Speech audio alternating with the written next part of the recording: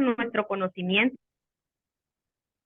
sobre pues algunos temas que en algún momento llegan a generar temor, confusión, ¿verdad? Y de ahí surge la curiosidad en relación a la neurohipnosis. Gracias, doctor René Santizo, por aceptar nuestra invitación. Realmente para nosotros pues es de mucho agrado poder tenerlo acá. También pues el agradecimiento extensivo a cada uno de los estudiantes, esperando que pues también para ellos, ¿verdad?, sea de interés el conocer y ampliar el conocimiento, especialmente podernos demostrar que hay cosas que aunque a veces parecen que no son válidas, sí tienen un fundamento científico y el porqué de ser. Y pues muchas gracias por estar aquí. Lo dejo a usted para que se presente, ¿verdad? Creo que nadie mejor que usted para presentarse. Y pues es un gusto poder tenerlo ahora aquí en las aulas. Para mí es de mucho agrado. Muchas gracias. Le dejo a usted la palabra. Muchas gracias. Bueno, en primer lugar, quiero agradecer a la licenciada Betsy Fernanda Heinemann por la invitación, a todos ustedes que están participando de esta charla.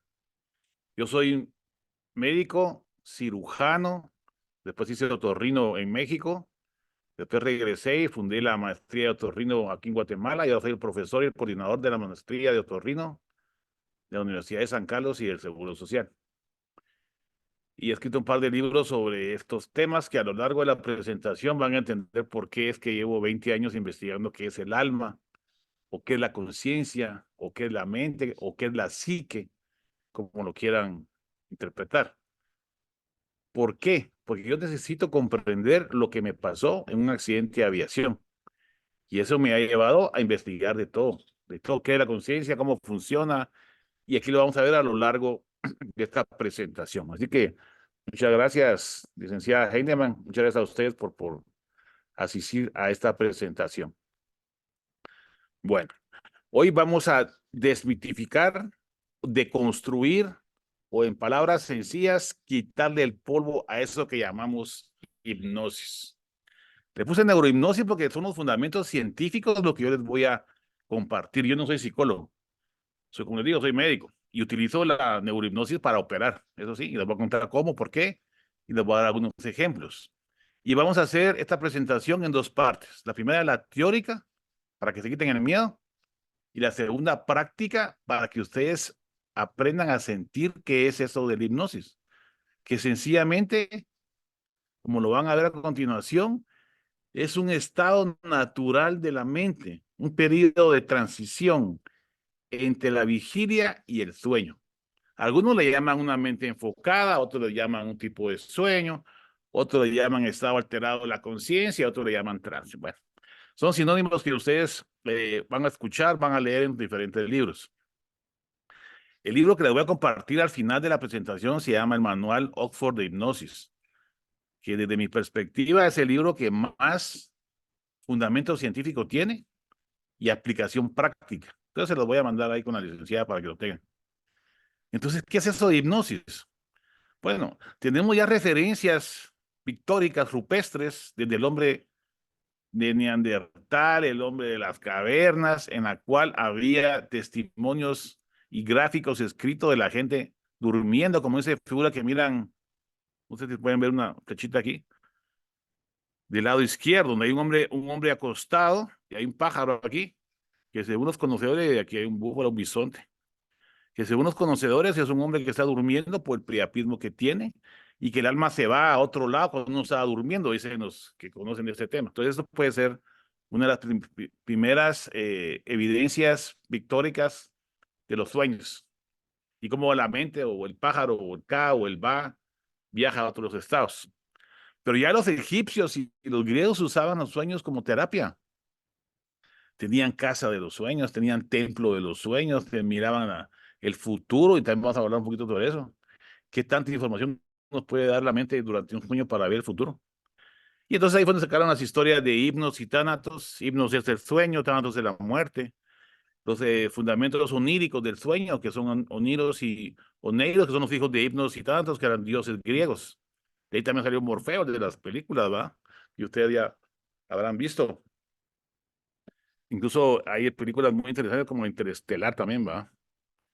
Y que eran los encargados Morfeo era el encargado de inducir los sueños en las películas que hemos visto. Pero ya más recientemente, en el siglo XIX, Charcot comienza a investigar qué es eso de la hipnosis. Y él decía que era un estado de histeria. Hace un consenso médico ahí y todos lo miraban, todos se sorprendían, pero nadie entendía qué estaba pasando. Todos consideraban que era malo, ¿ah? Entonces Freud llegó a aprender ahí y Freud aprendió de hipnosis y lo aplicó al psicoanálisis. Y los fundamentos primarios del psicoanálisis es una terapia de la voz, un hablar con la persona, una empatía. Y según su teoría del psicoanálisis, con solamente saber cuál es el origen de la enfermedad, se iba a curar.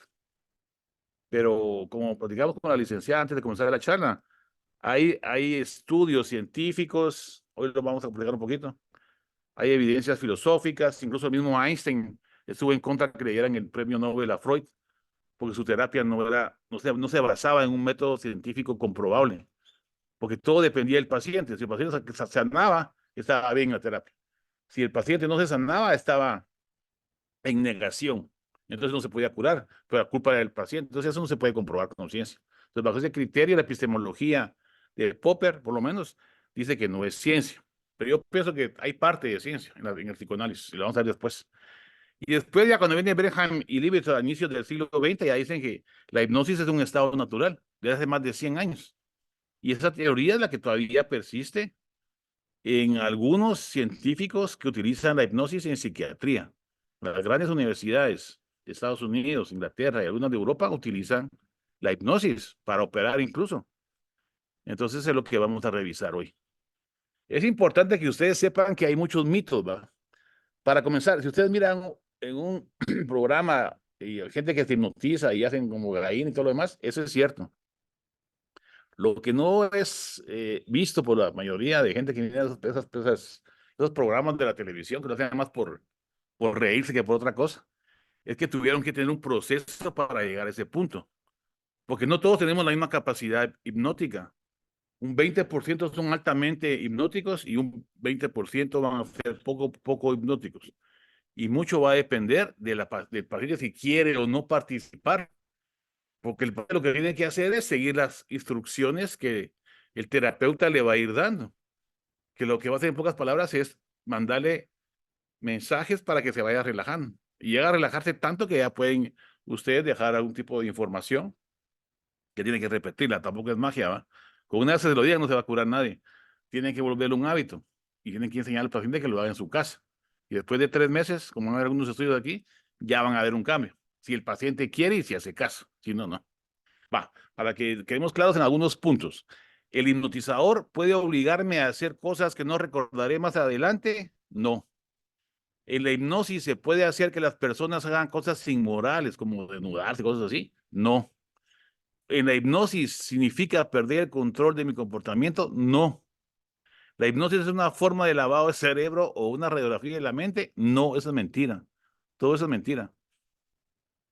¿Le contaré a los hipnotizadores secretos sobre mí sin mi consentimiento, digamos? Tampoco, eso es mentira. ¿Seré pasivo y estaré bajo el control completo del hipnotizador? No. Ustedes no van a hacer nada que no quieran hacer. El terapeuta me hipnotizará y cuando termine la hipnosis mi problema se resolverá, lo que decía hace un ratito. No, eso es mentira. No va a pasar eso. Otra cosa que sí es importante que sepan es que las personas que tienen la capacidad de imaginar son más hipnotizables.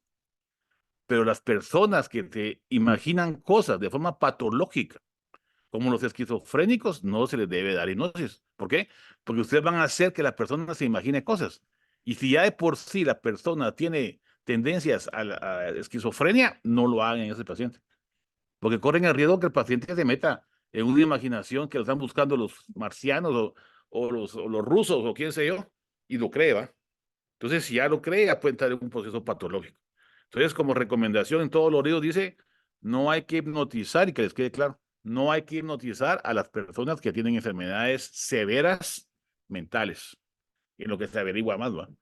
Pero esos son los conocimientos que hoy les traigo que pueden cambiar en un futuro, pero hoy son una evidencia científica que hay.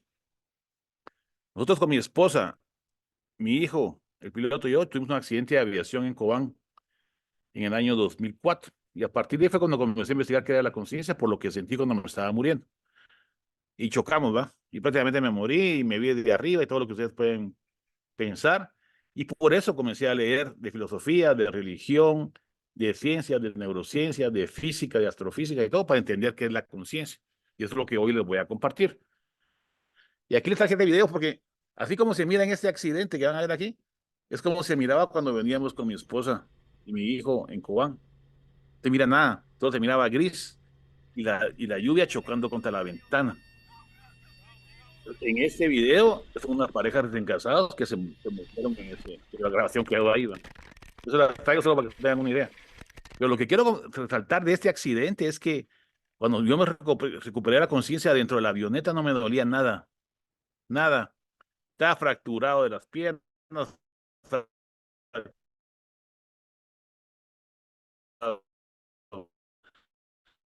las costillas, tenía herido en el cuello, tenía mis piernas metidas de los hierros ahí y arranqué mis piernas de los hierros y me salí ahí arrastrado porque no me podía parar por las fracturas y no me dolía nada, que es lo que quiero que resaltemos de este accidente. Entonces la capacidad del cerebro o de la mente para bloquear todo y solo buscar sobrevivir es un estado hipnótico.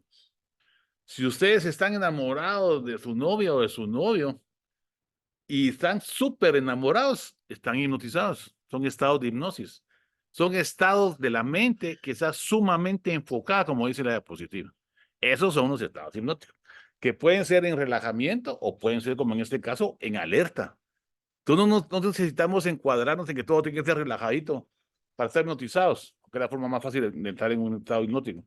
Porque también lo podemos hacer cuando estamos viendo una película de miedo, o cuando estamos en un estadio viendo un partido, o cuando estamos viendo un atardecer o unas horas del mar, otras cosas. Entonces, quiere decir que las capacidades del cerebro para estar en estados hipnóticos es natural. Y lo hacemos sin darnos cuenta al leer un libro, por ejemplo, e imaginarse.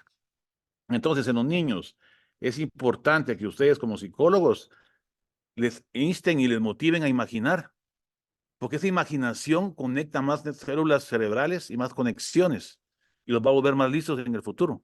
Es lo que decía Einstein. Vale mejor imaginar y no saber, porque la imaginación es más poderosa a la hora de resolver problemas de la vida diaria. Entonces, miren, pues, en esta gráfica están las ondas beta, que son las que mayormente predominan en nuestro cerebro, ahorita que estamos alertas. Cuando comenzamos a relajarnos, si estamos en misa o estamos en estado de meditación, pues entramos en un estado alfa. Miren las ondas cerebrales, aquí son de 14 a 30 Hz en beta, en alerta, digamos. Estado alfa es de 8 a 13, que es un estado de relajación. Estado teta de 4 a 7 va bajando, ¿va? Es el estado hipnótico profundo, digamos. Y estado delta cuando estamos dormidos, de 1 a 3 Hz cuando estamos dormidos sin soñar. Porque cuando soñamos, se activa la conciencia. Entonces puede subir a estados teta o a estados alfa incluso, cuando estamos soñando. Entonces, ¿qué es la conciencia? La conciencia es la emisión de ondas electromagnéticas a nivel cerebral producido por la materia que se llama neurona. Y esas ondas electromagnéticas son las que acabamos de revisar, que se pueden revisar y se pueden ver con instrumentos como el electroencefalograma. Y eso se produce a nivel de conexiones cerebrales en todo el cerebro, no solamente en un punto o en otro. Y la teoría más aceptada hoy por hoy de qué es la conciencia es la teoría de la información integrada de Tornoni y Edelman, que lo que dice en pocas palabras, porque ya que a nadie nos gusta las matemáticas, es la información que hay de cero o estímulo y el uno que es la reacción. Esta correlación de información, de bits o como lo quieran ver, es lo que les va a dar el grado de conciencia. Si es mayor de 0.31, lo que midan, por ejemplo, según esta teoría, va a estar consciente. Entonces, ellos lo han hecho y tienen una medida de correlación muy elevada. Tan es así que lo que hacen para estimular las ondas electromagnéticas cerebrales es poner un estimulador magnético transcranial, creo que están viendo ahí, y depende cómo responde el cerebro al estímulo electromagnético, es la información que está mandando. Y esa es la información que se mide matemáticamente y a través de la cual podemos saber si un paciente está consciente o no. Entonces, ese tipo de estudios lo podemos hacer en personas moribundas, en personas alertas o en personas durmiendo. Entonces, ellos lo han hecho para comprobar su teoría y se han dado cuenta que los niveles piques de número de correlación son elevados cuando estamos despiertos. Aquí arriba, miren. Están bajos cuando estamos dormidos sin soñar y luego se vuelve a reactivar cuando estamos soñando dormidos, como les decía. Entonces, gracias a estas predicciones matemáticas, podemos saber que los índices de conciencia de un gotero son muy poquitas, pero todo tiene algo de conciencia. Y la máxima conciencia está en un cerebro humano, la correlación matemática. Entonces, ¿un robot en el futuro va a tener conciencia? No. La conciencia es una correlación de un ser biológico con su entorno. ¿Una computadora va a tener inteligencia? Sí. Una computadora resuelve problemas, una computadora, cualquier cosa. Resuelve problemas porque es una máquina que usted le pone algoritmos y va a buscar la información rápido, como GPT, chat, y eso le va a dar información. Pero son algoritmos, no es una conciencia. Entonces va a llegar una conciencia, como dice Harari, que va a tomar el poder y va a matar a los humanos. No, a menos que nosotros lo programemos. ¿No? Si nosotros programamos una computadora en el futuro para que mate a todos los humanos, sí, lo va a matar, porque los algoritmos están hechos para que mate a la gente. Pero la computadora, el robot, como quieran verlo, no va a tomar conciencia para apoderarse del mundo y ser el dueño, no, eso no, es mentira. Entonces, es una fantasía de la ciencia, esas cosas de las películas de imaginación. Entonces, yo les digo, ¿cuál es la mejor forma de mandar ondas electromagnéticas? Primero, ¿no? También la gente tiene un estimulador magnético transcraniano para mandar ondas electromagnéticas al cerebro, ¿no? La forma más fácil es hablar o poner música. Entonces, si usted pone música tranquila como la que están oyendo, las ondas cerebrales están en estado alfa, pues si pudieran teta mejor, ¿va? Pero no van a llegar a eso. Pero ya en estado alfa, el cerebro se va a relajar. Entonces, ¿qué es la conciencia? Otra forma de entender es un cerebro relajado. Entonces, si ustedes le hablan despacio a un paciente, se va a relajar. Usted le grita cuando se altera, se va a alterar el cerebro. Entonces, tiene que aprender a siéntese en un estado de relajación cerebral si quieren verlo. Otro mito es que usamos solamente el 10% del cerebro y eso es mentira. Usamos el 100% del cerebro. Si no usáramos el 100%, sencillamente ya se hubiera involucionado, se hubiera atrofiado, porque la evolución es así. Usamos todo el cerebro.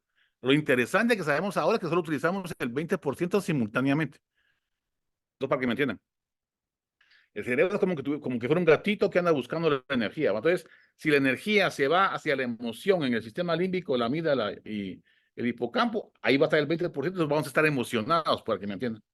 Y si esa energía se va al lóbulo frontal, vamos a estar razonando, enfocados o en estados hipnóticos de meditación, yoga, respiración pranayama o lo que quieran. Entonces, si la energía está en el lóbulo frontal, nos relajamos.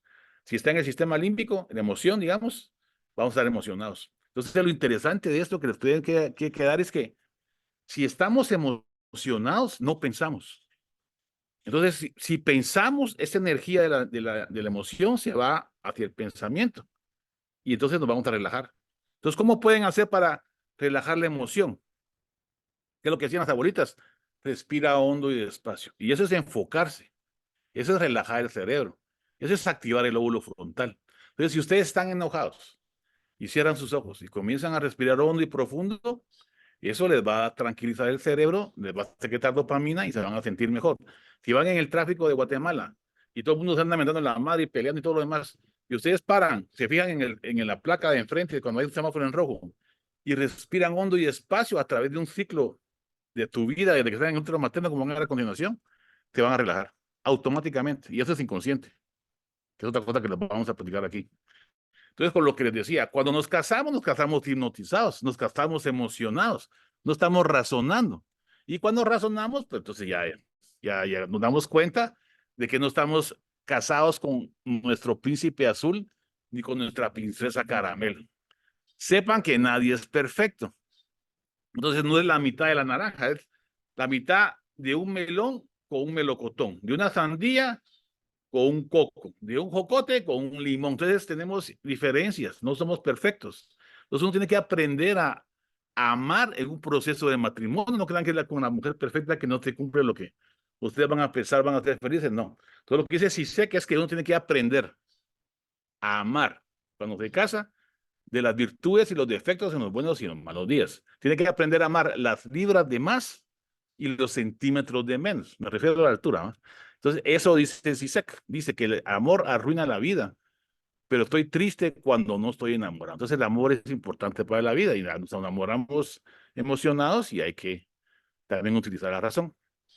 Entonces, aquí les voy a pasar un test rápido para ver qué capacidad tienen ustedes de hipnosis. Como les decía, 20 van a ser muy altos, que los vamos a poder hipnotizar y hacer lo que sea para relajarlos, y otro 20% que no van a querer. Entonces, los que no quieren no van a participar. Pero los que sí quieren, entre que son más o menos un 80%, hagan esta prueba, se llama la test de Stroop, que imagino que la saben. Entonces, tienen que decir los colores. Entonces, ustedes díganlo ahí. ¿Qué color es este? Rojo, verde, amarillo, verde, así. Va. Entonces, ahora van a hacer otra cosa. Les voy a poner estas palabras y tienen que decir el color. No lean las palabras, solo digan el color. Entonces digan qué color es este, qué color es esto. Digan ustedes ahí. Listo. ¿Quién?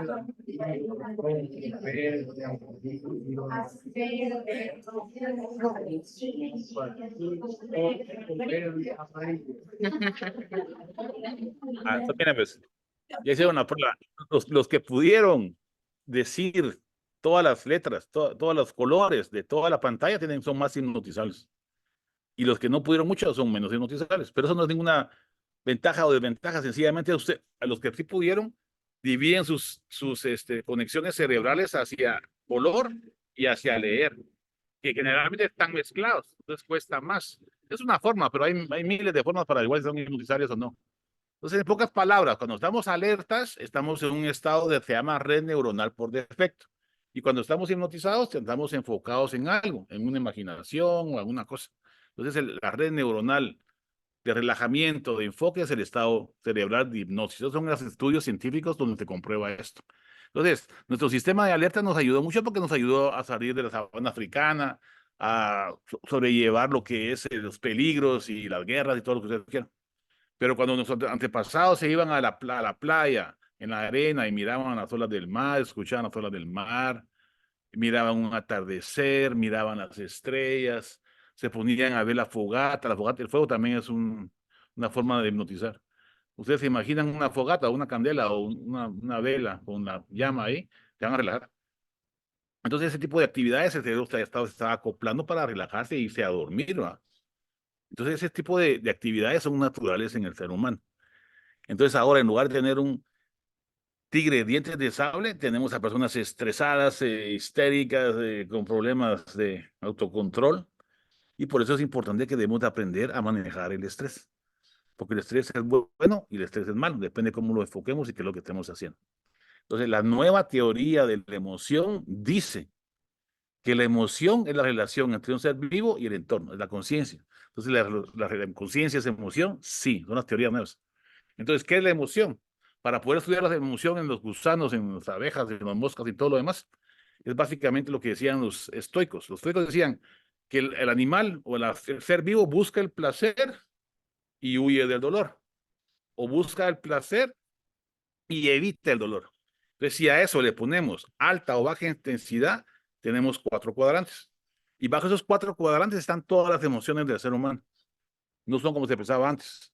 Entonces, si ustedes están en un momento de placer o displacer, con alerta, en este caso, placer con alerta, ¿cómo van a estar? Contentos, alegres, felices.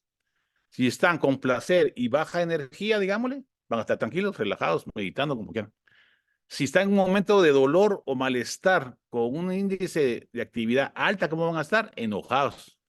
Y si están con displacer, pero tienen baja energía, van a estar tristes, decaídos o deprimidos. Entonces, bajo estos cuadrantes se han hecho estudios para encontrar dónde están las personas. Y nosotros creemos que la gente se ríe cuando está feliz. No, se puede reír cuando está triste porque no sabe qué hacer. Y la gente llora de tristeza, no siempre, también pueden llorar de alegría. Entonces, esas características fenotípicas de las emociones en la cara no es como creemos que es, según la teoría de Lisa Randall de la creación de las emociones, que es la nueva corriente de la emoción para que lo vayan a revisar. Este libro de ella, miren, se llama La vida secreta del cerebro, de Lisa Feldman Barrett. También sacó este libro que se llama ¿Por qué hacemos lo que hacemos?, de John Barr, que también habla mucho de esto. Entonces, ¿qué es el inconsciente? El famoso inconsciente de Freud, el famoso inconsciente de Jung, el famoso inconsciente de todos los grandes científicos. Bueno, miren, pues, el resumen de lo que la ciencia dice hoy es esto. El inconsciente es lo que nos tiene vivos. El inconsciente es lo que nos mantiene la presión arterial, la frecuencia cardíaca, la frecuencia respiratoria y la temperatura y todo nuestro tránsito corporal humano, el intestino, ya saben que en el intestino hay muchas neuronas, ¿no? El segundo cerebro es el intestino y todo lo que sentimos. Entonces, nuestro recuerdo desde que estamos en el útero materno, aunado a lo que sentimos por un malestar estomacal, por una indigestión, para dar un ejemplo, ¿no? Y nuestro contexto de donde estamos viviendo en esos momentos, que nuestro cerebro es un cerebro que anticipa las acciones. Esa interrelación va formando información en el cerebro, que es la conciencia. Y esa información se va guardando ahí. Y conforme estamos pensando en lo mismo, repetición, formamos un engrama. Y ese engrama crea hábitos. Y el 98% del tiempo usamos esos hábitos para vivir. Entonces vivimos en automático, hacemos todas las cosas más o menos la misma cosa todos los días. Porque para usar la razón, el enfoque, lo que quieran, van a usar más energía o la energía se va a dirigir al lóbulo frontal. Entonces, ¿qué es el inconsciente? Son los engramas cerebrales, las fijaciones de la información del pasado, del presente y el futuro, están en constante repetición y eso crea los hábitos. Y los hábitos es lo que forma el inconsciente. Entonces, cuando yo estoy hablando, un desliz lingual, dice Freud, y yo digo una cosa, porque mi inconsciente está jalando la información del más reciente que tenga guardada ahí. O sea, digo cosas que no debería haber dicho, ¿va? Después tengo que hablar despacio y racionalmente qué es lo que voy a decir. Porque ustedes pueden buscarlo ahí en el internet, hay un montón de ejemplos. Esos desliz lingual que va hacia el inconsciente como causa, sí, pero no es el inconsciente malo de Freud, ni el inconsciente que los va a traumatizar, ni el inconsciente de nada más. Ustedes pueden cambiar la forma de la memoria y cambiar los recuerdos. Se puede. El cerebro es plástico, tiene neuroplasticidad, se puede moldear como que fuera plasticina. Eso lo voy a enseñar. Entonces, nuestro inconsciente y nuestros hábitos es la que se guarda en la red neuronal automática, que es la que nos ayuda a sobrevivir. Entonces, entre menos pensamos, más animalitos son, si lo quieren ver así, o más en automático vamos a actuar, más como robots. Y un ladrillo más en la pared, decía Pink Floyd. Entonces, es importante que recordemos el experimento de Pavlov. Cuando el Pavlov le daba comida al perro y tocaba una campanita, y después todo tocaba la campanita y el perro comenzaba a salivar. Este se llama el reflejo condicionado de Pavlov. Y ese es el fundamento del inconsciente. Y ese es el fundamento del 98% de las cosas que hacemos. Entonces, ustedes como psicólogos, cómo pueden aprovechar ese conocimiento? Bueno, ya sabemos que estamos formados de hábitos. Es nuestra forma de sobrevivir en la cabeza. Entonces, quitar un hábito es muy difícil. Entonces, ¿qué es lo que hay que hacer? Modificar el hábito. Por ejemplo, en el alcoholismo clásico, entonces las señales las ganan de ir a tomar trago porque tiene una recompensa de dopamina al ingerir alcohol. Entonces, ¿qué es lo que tenemos que hacer? Le dijo Jung a los fundadores de los alcohólicos anónimos que lo que tenían las personas era una sed espiritual y necesitaban cambiar sus hábitos en base al pensamiento de algo más grande que ellos mismos, que es Dios o la religión o como lo quieran ver, según Jung, a los fundadores de Alcohólicos Anónimos. Y eso fue lo que les ayudó. Y si ustedes hablan con una persona alcohólica, les va a decir, los que han logrado recuperar en alcohólicos, que es una cosa fundamental. Pero desde el punto de vista neurocientífico, lo que tiene que hacer usted es sustituir la dopamina del alcohol por la dopamina de la relación social. La actividad más importante para secretar dopamina, oxitocina, serotonina y endorfinas y todo lo demás, de hormonas químicas cerebrales, es la sociabilidad, la empatía, el cariño, el amor, la comprensión. Esos son los momentos más felices de la vida. De un estudio en Harvard, donde investigaron a unos viejitos de 80 años y preguntaron cuáles eran sus momentos más felices. Y eran eso. El cerebro humano es un cerebro social, no puede vivir solito. Y tiene células en espejo. Entonces, si ustedes socializan ese tipo de hábitos malos, van a poder estar en mejor estado de bienestar sus pacientes. Pero volviendo a la hipnosis. Entonces, si la hipnosis la enfocamos en algo, apaga otras partes. Entonces, si nosotros enfocamos a un paciente para que piense en un recuerdo positivo de su niñez y el paciente tiene la capacidad de enfocarse en eso, va a apagar lo demás. Entonces, ¿qué se ha comprobado en ciencia que puede apagar? Por ejemplo, un paciente hipnotizado puede ver solamente en tonos de gris en lugar de ver colores y lo mira si ustedes lo meten en un estado de trance apropiado. Un paciente hipnotizado puede quedarse ciego. Son momentos por momentos, no negativo para toda la vida. Solo es un momento que se apaga la corteza visual en la parte posterior del cerebro. Entonces se apaga ahí porque está enfocado en algo más, ¿va? En un recuerdo, en algo que ustedes quieran decir. Entonces, con hipnosis ustedes pueden poner un olor o quitar un olor. Y en la mente del paciente, por supuesto, ¿no? Imaginación. Pero la imaginación del cerebro va a modificar el cerebro y va a apagar unas cosas y va a activar otras. Entonces pueden quitar el olor, el mal olor. Puede ayudar al sistema inmune y cambiar patologías de la piel. Si el paciente y ustedes son capaces de hipnotizar a la gente, pueden ayudarlos a quitarte las manchas de la piel. Algo que está de moda ahorita es la hipnosis para el estrés, que es básicamente hacer que el paciente comience a, por ejemplo, lo que yo les mandé a ustedes, a respirar conscientemente, algo tan sencillo como eso es enfocar la mente y el lóbulo frontal en la respiración consciente. Entonces el cerebro se enfoca en ver cómo estamos respirando y apaga todo lo demás, porque el 20% que le estoy hablando, ¿dónde se va? Se va a ir a la imaginación, se va a ir al lóbulo frontal. Entonces, ¿qué tan poderoso es el apagar las otras áreas? Cuando el cerebro del 20% está enfocado en un recuerdo o en algo más, es muy, sumamente poderoso. Y en este experimento, cuando hacen los experimentos, ya es una aplicación práctica de lo que les estoy diciendo. Si ustedes estimulan la lengua, estimulan con sonidos, cerebro humano durante 1 hora, durante 12 semanas, el paciente ya no va a percibir el zumbido y oído que se llama tinnitus, que es lo que yo. La gente a veces oye el sonido porque está mal su oído. Y entre más lo oye y más atención le pone, más va a el mecanismo cerebral y más hábitos le va a poner y más nervioso y se empieza a suicidar. Pero si lo olvida y no le hace caso porque su cerebro está enfocado en otra cosa, y según este instrumento, con sonidos y con un estimulador igual, el cerebro se va a enfocar en eso y va a apagar el zumbido. Entonces, es un tratamiento para el tinnitus acaba de salir de un par de años y no dudo que es efectivo, es aprobado por la FDA y todo, y pone el mismo fundamento de la neuroplasticidad cerebral. Entonces, todos los cerebros los podemos volver plasticina y hacerlos que se crezcan como un músculo. Entonces, por ejemplo, algunos taxistas en Londres utilizaban mucho el hipocampo, que es el centro del recuerdo, que tenían que caminar en las vías de Londres, que era un montón, ¿va? Entonces, habían que aprender de memoria. Entonces, estaban todo el tiempo utilizando su memoria. Entonces, la parte donde se guarda la memoria a largo plazo es el hipocampo. Entonces, el hipocampo estaba más grande en la gente que hacía ese tipo de recuerdos. Entonces, el cerebro es una plasticina. Y cualquier persona, si quiere, puede esculpir su propio cerebro. Dijo Ramón y Cajal hace 100 años. Entonces, podemos formar gente que mate a otra gente como un soldado. Podemos formar atletas que ganen competencias sin sentir dolor. Podemos hipnotizar a un pueblo y llevarlos a la guerra. O podemos hipnotizar a la gente para que formen la paz como Gandhi o como Hitler. O sea, para todo se puede usar. Y aquí en medio van a haber una cirugía del cerebro con solamente hipnosis, para que se den cuenta, esto fue en Francia. Entonces, basado en todo eso, nosotros también hemos utilizado ese tipo de información. Entonces, ¿qué es lo que hacen los Navy SEAL, los que van a la guerra, en una situación de muerte, cuando están ametrallando en un combate? Comienzan a respirar hondo y despacio, y eso les va a hacer que se relajen. Aunque los estén ametrallando en una trinchera, los soldados están entrenados para respirar. Tienen la potencia enfoque de un cerebro humano en una situación de combate de guerra. Entonces, los Navy sí quieren que utilizan este tipo de información para entrenarlos. ¿Y de dónde nos relajamos cuando respiramos despacio?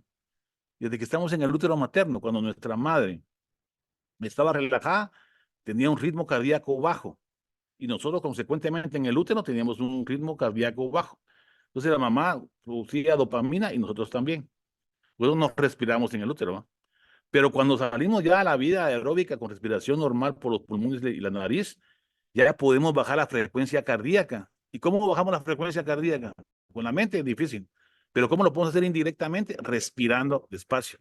Entonces, si respiran despacio, el corazón va a latir despacio. Y así se van a sentir mejor, van a sentir relajados y van a utilizar su respiración para ir a la guerra si quieren o para situación de estrés. Tan fácil como un reflejo condicionado de Pavlov aplicado a la tranquilidad. Pero esos niños que nacen en situaciones de guerra, situaciones de hambruna, situaciones de estrés, cuando la madre está embarazada, los niños se han comprobado con la ciencia que van a ser más obesos, hipertensos, más histéricos, más una vida peor. Entonces, esta gente que está sufriendo en Gaza ahorita van a tener una generación de niños no solamente resentidos, deprimidos y estresados, y consecuentemente con muchos problemas. Entonces, en base a todo esto, nosotros hicimos un estudio para aplicar la hipnosis para operar. ¿Cuál era su problema, Ana Navis? Sentía incomodidad en todo esto. Me ardía, me salía sangre. ¿Le costaba respirar? Me costaba respirar bastante. ¿De las dos fosas nasales? De las dos fosas. Entonces, aquí le voy a poner unos videos de algunos casos que operaron hipnosis para que lo puedan ver. Entonces, la paciente ahí está hipnotizada.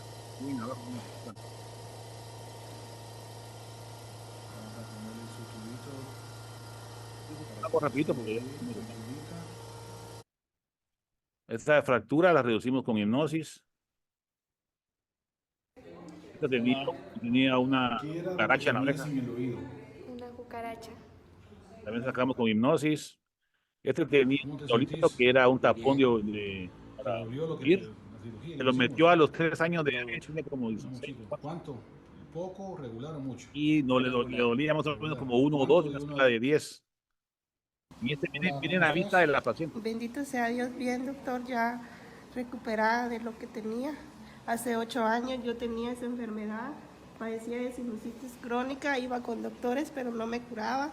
Tumor ahí. Hasta hoy que usted me operó y me dolió como el 2 de 10.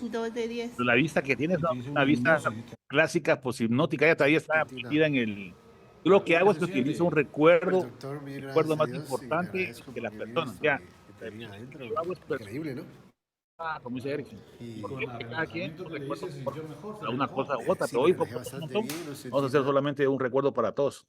Entonces la ciencia ha demostrado que el cerebro precisamente apaga en los lugares de la percepción subjetiva del dolor. No apaga la percepción de la información que llega al cerebro, no se apaga. Lo que se apaga es la percepción consciente del dolor con hipnosis. Eso es lo que les decía, ¿va? Doctor, Se va, una pregunta ajá. en relación al proceso ese de post-hipnosis que menciona.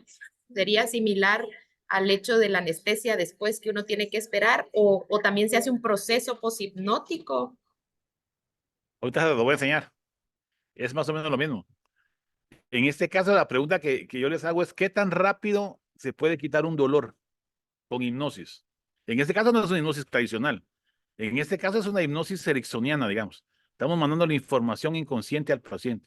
El paciente está amputado, miren. Ahí tiene amputado el brazo derecho y tiene su brazo normal. Entonces tiene un síndrome que se llama síndrome del miembro fantasma. Le duele un montón aquí el brazo que no tiene, porque su cerebro está interpretando que su brazo está apretado. Entonces, si el paciente mira en un espejo su mano derecha que no tiene, y su razón es decir, ese brazo es una imagen nada más, pero la parte consciente no es importante en una hipnosis. Lo importante en la hipnosis es la parte inconsciente, toda la información. Entonces, cuando él mira la imagen en el espejo ahí, se va a aliviar inmediatamente. ¿Por qué? Porque la interpretación subjetiva de la mano, aunque no está ahí, pero el cerebro interpreta que sí está ahí porque lo está viendo, se le quita el dolor. Esa es una forma de quitar analgésica, hipnótica, sin llevar de forma directa al inconsciente, si lo quieren ver así.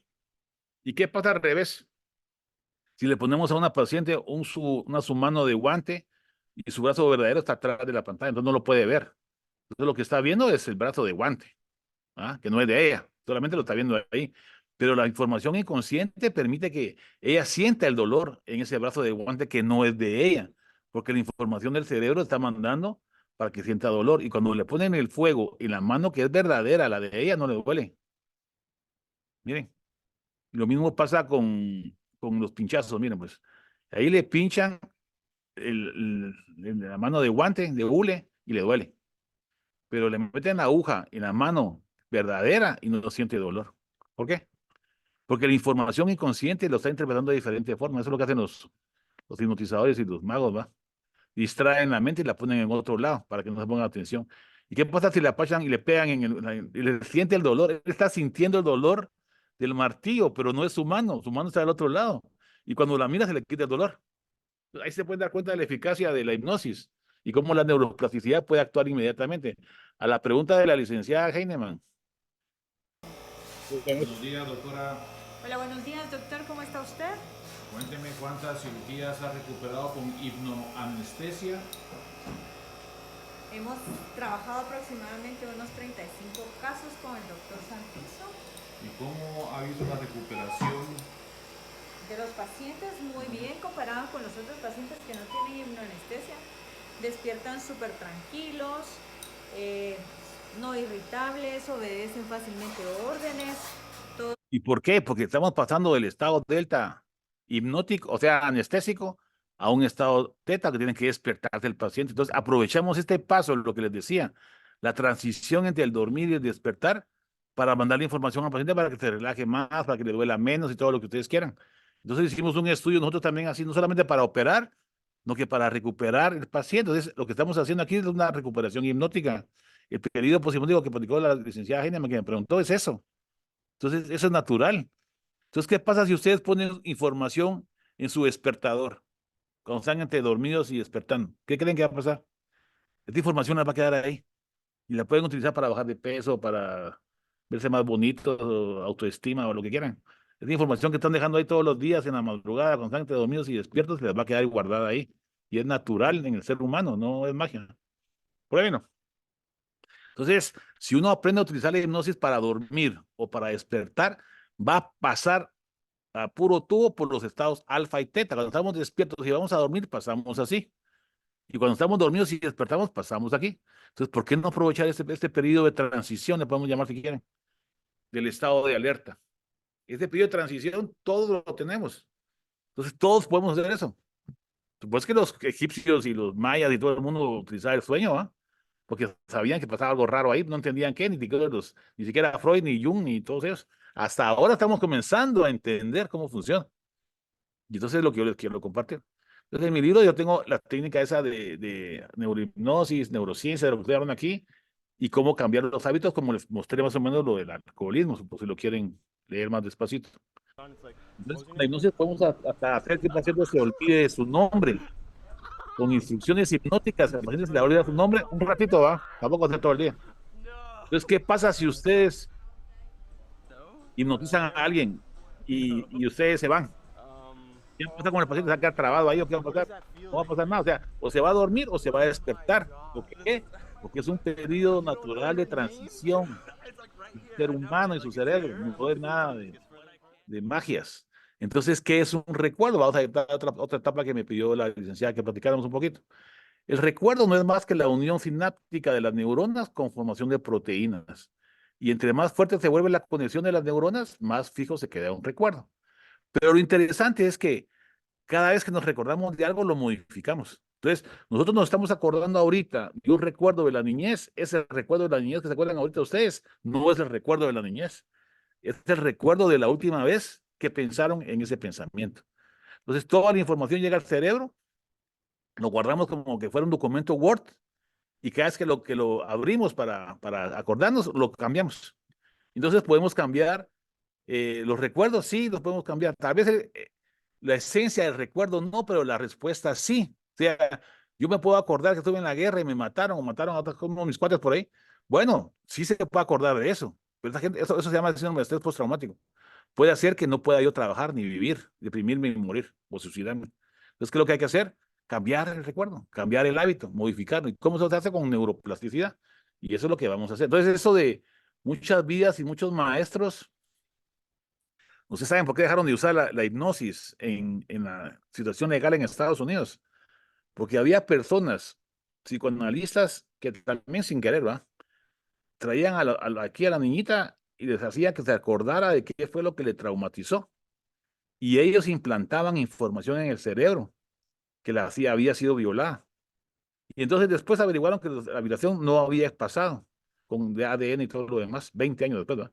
Entonces pasaron en la cárcel 20 años ahí, mucha gente que fue inocente, porque ustedes pueden implantar recuerdos en un paciente, los pueden modificar o los pueden quitar. Quitar es difícil, modificar es más fácil, pero se puede hacer. Va. Y hay estudios que dicen esto, hay estudios científicos.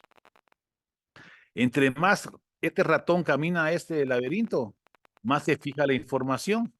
Y la información, como les decía, son conexiones neuronales. Miren cómo son lo que él tenía guardado en su cabeza y lo que está recibiendo otra vez, porque ya tiene todo el camino hecho en la cabeza. Entonces son conexiones neuronales sinápticas lo que forman los recuerdos. Entonces, ¿qué pasa si podemos apagar la función sináptica proteica de los recuerdos? ¿Qué creen ustedes que va a pasar? Entre más nos acordemos de algo, más lo vamos reforzando, aunque esté equivocado, aunque sea mentira. Pero lo podemos reforzar y reforzar, para bien o para mal. Entonces, esos son los hábitos que habíamos hablado. Entonces, este par de libros se los dejo aquí para que los lean, que son muy buenos. Y miren un poquito de lo que estamos platicando aquí. Entonces, ahora ya tenemos la capacidad de inhibir los recuerdos en ratas. Entonces, con la optogenética, que es información de luz en el cerebro, podemos apagar neuronas y las podemos encender. Entonces, este ratón andaba caminando por aquí porque no tenía miedo, Pero en el momento que le mandamos señales con luz, el ratón se acordó que ahí había sufrido. Entonces se paralizó. Entonces podemos poner recuerdos y los podemos quitar en ratas ahorita. Y en un futuro vamos a poder quitar recuerdos nosotros y vamos a poder poner recuerdos en los seres humanos. Usted todavía no. Nosotros solo podemos entender o ver los sueños de las personas a través de computadores. Todavía estamos un poco medias nublosas, pero se puede hacer. Entonces, ¿para qué sirve el sueño? Para fijar la memoria, para reforzarla, para limpiar el cerebro. ¿Y cuándo es que grabamos la información en el sueño? Cuando movemos los ojos. Entonces, el periodo REM es como que fueran, están chiquitos, muy jóvenes, pero antes había unos cassettes que uno podía grabar encima. Así funciona la memoria. Entonces, ustedes pueden modificar la memoria moviendo los ojos. Entonces, durante el periodo REM se llama movimiento ocular rápido, es un periodo normal que todos tenemos. Y durante ese periodo es cuando se guardan los recuerdos. Los de hoy, los de ayer, los de antier, todas nuestras vidas se están como guardando. Es como que fuera una grabadora. Cuando los ojos se mueven, se puede grabar la información en las noches. Y lo interesante es que también podemos conectar todo nuestro cerebro durante la noche. Entonces esos sueños premonitorios, esas visiones del futuro, ese descubrimiento de la matemática de Ramanujan, la teoría atómica de Niels Bohr, la molécula de benceno que Kekulé, la tabla periódica de los elementos de Mendeleev, la teoría de la relatividad de Einstein y la teoría del modelo científico de Descartes fueron pensados durante el sueño. En el sueño vieron ellos que eso era posible y después lo desarrollaron. Entonces, ¿qué pasa con el sueño? Lo que decían los egipcios y los griegos y todos, que pasaba algo que uno podía ver el futuro, sí. Pero lo que está pasando es que el cerebro está buscando las soluciones a los problemas. Entonces, mira un montón de posibilidades. Ya depende de uno la que va a tomar para hacer su futuro. Entonces, quiere decir que uno puede ver su futuro en un sueño, sí, pero ustedes lo van a crear. No es que vaya a pasar. Puede pasar, pues, o sea, puede llegar a pasar el futuro, sí, si ustedes lo hacen. Entonces, si ustedes se programan en la noche con una higiene del sueño apropiada, pensando en una solución a un problema que tienen, el cerebro lo hace todo el tiempo, ¿va? El cerebro va a buscar soluciones y va a buscar formas de buscar una solución al problema y les va a entregar información. Eso se llaman los momentos de eureka del sueño. Y eso es normal, todos lo tenemos. Entonces, basado en esto, podemos modificar los recuerdos de las personas que han estado en síndrome de estrés postraumático. ¿Qué es lo que tienen que hacer? Una técnica descrita por la autora Shapiro, que ella tenía cáncer, comenzó a caminar en las montañas, pero comenzó a mover los ojos, no sé por qué, a mover los ojos no sé para qué, pero descubrió que había una correlación entre la memoria y el movimiento ocular. Quiere decir que si ustedes tienen miedo a volar, yo tengo miedo a volar, mi esposa tenía miedo a volar, por el accidente que tuvimos. Entonces yo digo, acuérdese del peor momento del accidente. Y en ese momento comienza a mover los ojos. Entonces está grabando encima del recuerdo.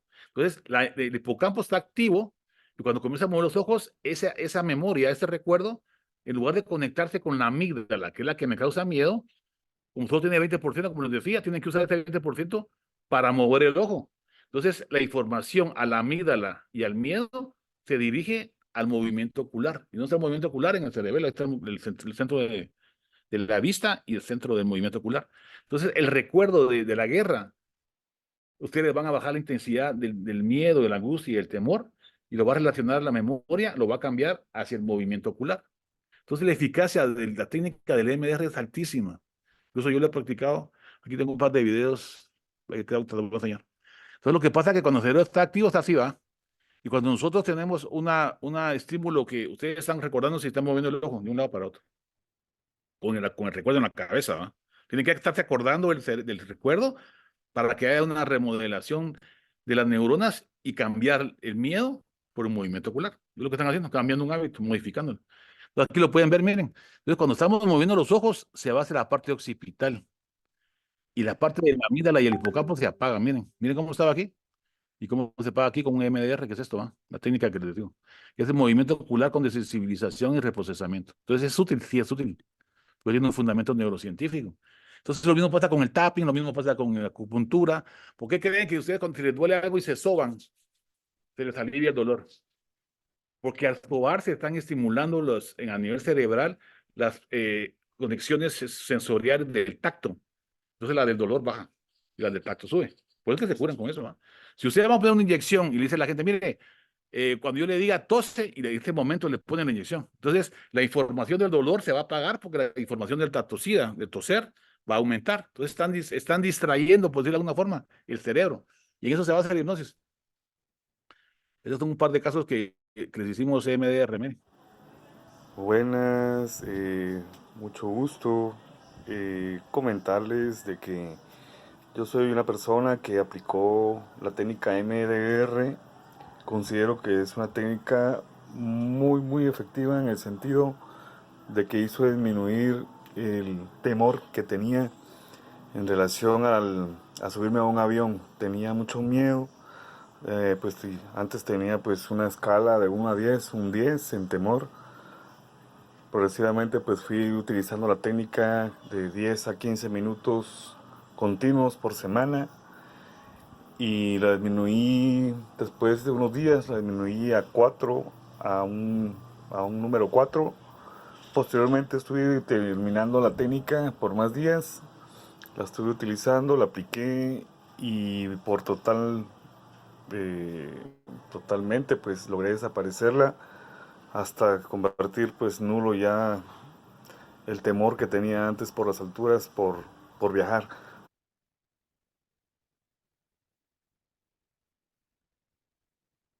Bueno, y la esta lado que no se oye era mi esposa, que también logramos, por el accidente que tuvimos, hicimos la misma técnica y mejoró bastante, ¿va? El señor bajó a nada y mi esposa, no sé a cuánto bajaba, 1 o 2 tal vez, pero pues ya puede volar. Entonces quiere decir que sí es efectivo, pues.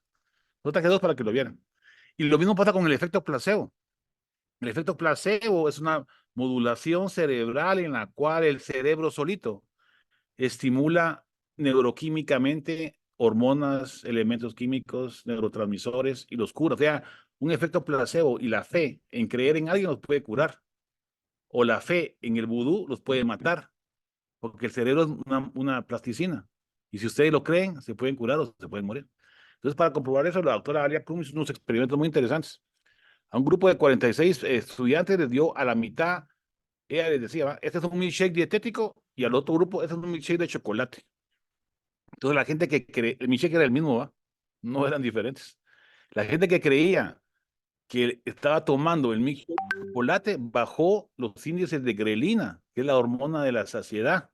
Quiere decir que creer que el chocolate está tomando uno le quitaba el hambre y le modificaba químicamente algunos elementos dentro del cuerpo. Entonces también lo comprobó con el trabajo. A un grupo de mujeres les dijo que el trabajo era bueno para bajar de peso, para la salud mental, para el bienestar, y a otro grupo de gente que trabajó en trabajos de limpiar hoteles no les dijo nada. Entonces la gente que sabía que el ejercicio era bueno, cuando los dos grupos trabajaban igual, ¿va? No había diferencia. Mejoraron sus índices de peso, bajaron más de peso, bajaron más de grasa corporal, bajaron más la presión arterial y estaban más contentas con su trabajo, con el hecho de creer que está funcionando tu trabajo. Entonces es importante el efecto placebo, es importante la fe. Entonces hay un tipo de estrés bueno y un tipo de estrés malo. Entonces a un grupo de estudiantes a la mitad les dijo que el estrés era bueno y otro dijo que el estrés era malo. Y al medir su rendimiento, los que creían que el estrés era el mismo, ¿va? Los que creían que el estrés era bueno rindieron mejor y mejoraron sus expectativas y sus índices de salud. Entonces la fe los puede matar o la fe los puede salvar. Es lo que escribió, también no voy a dar este libro, de Jodorowsky. Fue a visitar a esta Panchita, se llamaba, era una chamán que curaba a la gente según ella porque estaba iluminada por Dios. Pero más que lo que sea, porque estaba iluminada, pues se cura a la gente porque lo cree. Entonces la fe de la gente al llegar con los chamanes, con los pastores, con los sacerdotes, con la fe en la iglesia, lo que quieran, los va a curar, no los va a matar. Entonces, sí, la primera terapia de haber sido del psicoanálisis fue escuchar a la gente que tenía pecados, los sacerdotes, porque tenía un efecto de catarsis y el hecho que el sacerdote les perdonara los pecados, la gente que lo creía realmente por fe se curaban, se aliviaban, se sienten mejor. Entonces, por eso es que el perdón es tan curable, ¿verdad? Tan beneficioso para la persona que perdona, no para el perdonado. El que perdona se quita un peso de encima y por eso tiene un fundamento de fe, si lo quieren ver así. Entonces, hay un estudio muy interesante de Cannon que descubrió que la gente que creía en el vudú y se moría realmente porque creían en el vudú más que por otras cosas. Entonces, la hipnosis ericksoniana es la que no les voy a enseñar hoy, pero para que sepan. Es una hipnosis en estado natural, la hipnosis la consideran como un estado natural. Ellos le hablan directamente al inconsciente, utilizan metáforas como Jesucristo, digamos, para que le quede la información guardada ahí. Es Disculpe, Ah. solo si nos da unos minutos es que se fue la energía eléctrica, solo vamos a reorganizarnos. Va. ¿Qué dudas tienen hasta ahorita? Aprovechemos que estamos en... No, porque no están viendo la...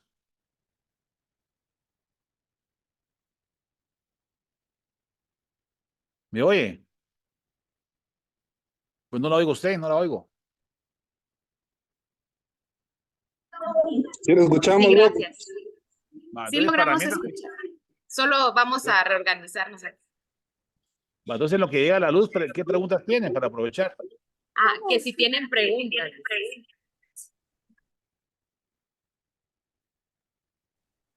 ¿Qué preguntas tienes?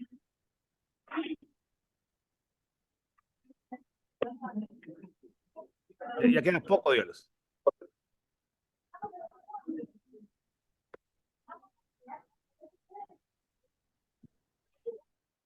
Ahorita vamos.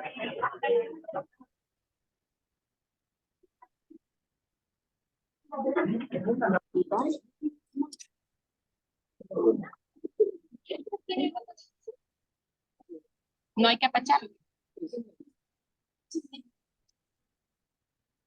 ¿Ah? Sí, por favor.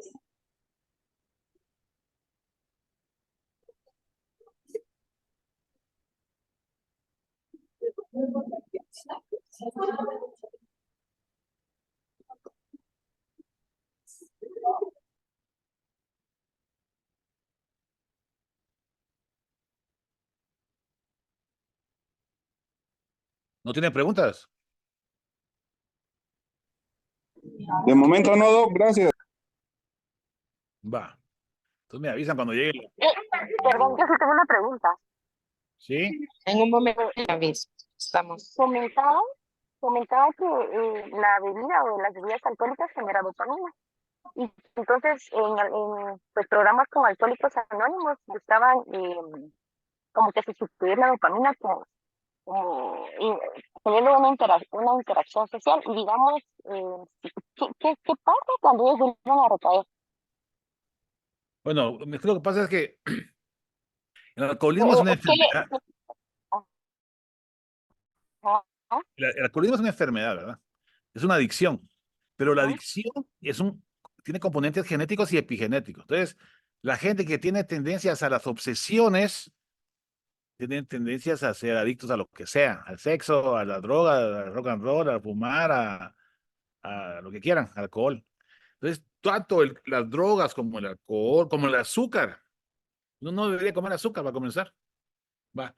Entonces, es malo que comamos azúcar, porque es una droga, no beneficia en nada. Si ustedes quieren tener energía en su cuerpo, coman frutas, no tomen azúcar. Va. Ese tipo de hábito y adicción al azúcar produce dopamina a nivel cerebral. Entonces, nosotros, todas las adicciones, yo creo que casi todo lo que hacemos secreta un poco o mucho de dopamina. Entonces, entre más secreta dopamina, serotonina, endorfinas y oxitocina, nos vamos a sentir mejor. Entonces, la persona alcohólica tiene una adicción que le genera dopamina, que es el alcohol, pero no es el alcohol, o sea, el alcohol a nadie le gusta. Bueno, yo no he encontrado a nadie que le guste. Lo que le gusta son los efectos de sentirse bien o de sentirse desinhibido, lo que hablábamos de la emoción y la razón. El alcohol lo que bloquea es el lóbulo frontal. Entonces, ¿qué es lo que bloquea ahí?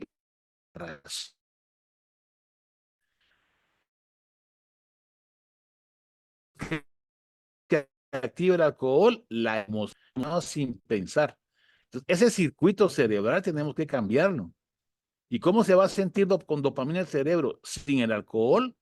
Lo que lo puede sustituir es lo que lo puede sustituir es la espiritualidad, lo que uno. Y ese tipo de creencia en empatía social, cuando yo miro a alguien más, mi cerebro, por las células en espejo, ¿te acuerdas de eso, creo? Son unas células en el cerebro que nos hacen imitar lo que otro